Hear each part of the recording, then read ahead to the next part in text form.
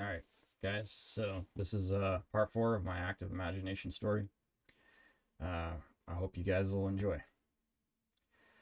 All things join in the cave where life and death meet. Part four. Once he was out of the hole, he could now turn back and leave this place. But without confronting what was here, he would always be in a prison no matter where he went. There was still something very important to be done here, and he couldn't run away from it any longer. He knew no matter where he would go in the world, it would only be another hiding place until he achieved his mission here first. This unfinished business had to be dealt with, even if it would take his body. Otherwise, it would take his soul. It was frightening, but something worse than death awaited him if he did not confront it.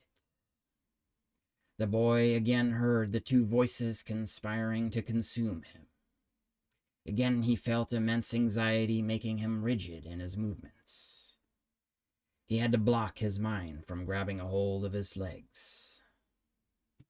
To continue moving forward required a lot of focus. With a deliberate and stubborn determination, he continued to move on his path forward towards the very thing that struck terror in him, yet called with some kind of hypnotic and otherworldly charm. When he reached the chamber, even with his mother's ring, he saw nothing but darkness again. The voices around him, they seemed to be speaking in some kind of primal and demonic language, taunting him. They mockingly said, "Why have you come here? You knew coming here would be your doom. We will feast on your flesh, and you will give us your life spirit, and we will be finally free of our shackles. With the strength that we harvest from your soul, it will be digested in our belly. We will finally be able to leave this cave and feast on the world itself until we have consumed the entire universe, until there is nothing to hide from us. And we will fear nothing, as all things of the world will cease to chase us away, and forced us into this prison will dissolve in the acids within the pit of our darkness." The shadow creature began to swirl around the boy until they formed a two-headed monsters. Its faces twisted. The wild boy had merged with this other, more purely demonic creature. Its face twisted and mangled with only vaguely resembling that of something once human. The boy's face was humorless, and it appeared to know nothing but hunger. Terror gripped the boy and froze him into place. There was nothing he could do to save himself any longer. This powerful demon before him was with its very sinewy arms grew very long and gripped the boy, drawing him in. There was something almost seductive and sensual about the terrible thing unfolding. A massive crack began to open in the belly of the demon. It turned into a gaping maw filled with jagged teeth. With the serrated tongue, it lashed out and coiled around the boy, swallowing him whole. Surrounded by slime and darkness, the boy felt himself being digested.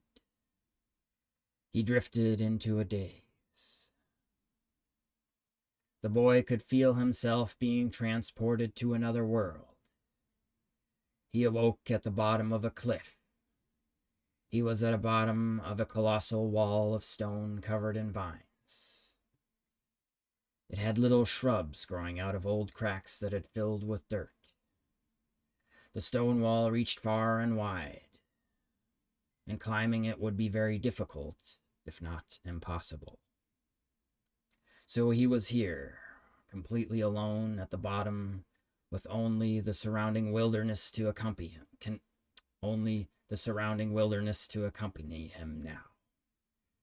There were many ancient trees here that had been growing for thousands of years. They reached far up into the sky, partially blocking out the sunlight. This gave the forest the haunting quality of an inescapable, eerie dimness. The boy felt very naked here. And yet there was also something very untarnished about this place. It had the spirit of a type of man that had long been forgotten by the world above. A more mystical and ancient creature, closer to nature, more cunning and free. It remained here unaccosted, continuing to grow in its primal form, and of both pure destruction and creation, never choosing one over the other. These two forces worked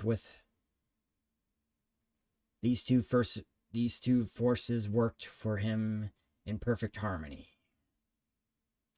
Then the boy also suddenly felt alien here. This land was not the world that he had become familiar with during his life. And yet he realized he had always been here. It lived somewhere deep inside of him. There was a terrible loneliness here, a beautiful place, but who to share it with? The world was blind to this luscious forest hidden right under their noses. He had never felt quite so at the mercy of Mother Nature. He knew this wild spirit here would not hesitate to destroy him. And yet there was a great feeling of warmth and love encompassing him. It made no judgment of him. It simply seemed to peer into his soul, saying, "I love you." You were at home. The world above, that had been cold and indifferent to him, had given him the illusion of structure and safety. What it offered to him in return was a chilling emptiness inside of his heart, a safety that had only served to grow a terrible longing and mournful emptiness. It was not really safety then. He would rather face death than to go back to it. Out here, there was no such illusion of safety. This place would show him no mercy. His survival would depend on his passion, what was in his heart, and as long as he stayed married to his wits. At first, he began walking through the forest timidly. Then something began to change in him.